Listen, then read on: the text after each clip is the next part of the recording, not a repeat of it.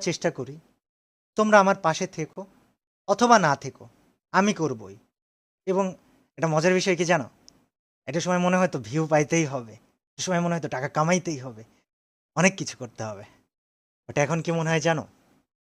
এখন মনে হয় কিছু একটা করে যেতে হবে, যেটার জন্য মানুষ আমাকে আজীবন মনে রাখবে। সো আগে অনেক কিছুতে ভয় পেতাম, আর এখন এখন জাস্ট একটা কথা বলি যে আগে ভয় পেতাম বা কাউকে থামাইতে হলে চিল্লা পাল্লা অনেক কিছু করতাম।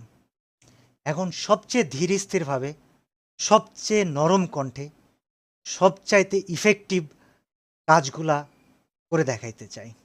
আমার জন্য দোয়া করো, আমার সাথে থাইকো। আর এটা বিশাল অ্যামাউন্ট অফ মানুষ আমাকে প্রশ্ন করতেছে, কল দিতেছে যে ভাই আপনার চ্যানেলের 1800 ভিডিও কোথায় গেল? ওয়েল, কোথায় গেল কি হলো তোমাদেরকে বলবো না, তবে বিষয় হচ্ছে যে একটা পরিকল্পনা ছিল, আছে। আমার জন্য দোয়া করো যেন আমি পরিকল্পনাটা বাস্তবায়ন করতে পারি, এবং তোমরা আমাকে মনে রেখো আজীবন। আমি তোমাদেরকে আসলে অনেক ভালোবাসি, কিন্তু তোমাদের থেকে বেশি ভালোবাসি আমি আল্লাহকে। So, আমার পরিকল্পনাটা অবশ্যই থাকবে, তবে আছি আমি কিছুদিন তোমাদের জন্য, সাথে থেকো। আর অফিসিয়ালদেরকে আমি বলবো, আপনারা যদি আমার এই ভিডিওটা দেখে থাকেন, আমাকে খারাপ ভাইবেন না। আমি এই কমিউনিটি, এই গেম, এটা আমার কাছে খুবই ভালোবাসার জায়গা। আপনাদেরকে আমি অনেক সম্মান করি, অনেক রেসপেক্ট করি। বাট আপনাদেরকে না দায়িত্ববান হতে হবে।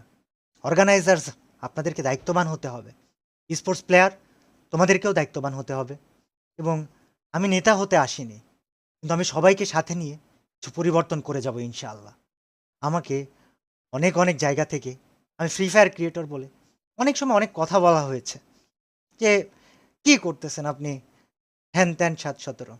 তবে আমি ফ্রি ফায়ারকে একটা সম্মানের জায়গায় রেখে তারপরে ইনশাল্লাহ হারায় যেতে চাই। আল্লাহ হাফেজ সবাইকে। আবারও দেখা হবে, এবং নিয়মিত ভিডিও দিতে পারি, বা কিছুদিন পর পরও দিতে পারি, আবার নাও দিতে পারি। কিন্তু তোমরা আমার ভিডিও পেলে সবার কাছে পৌঁছে দিও।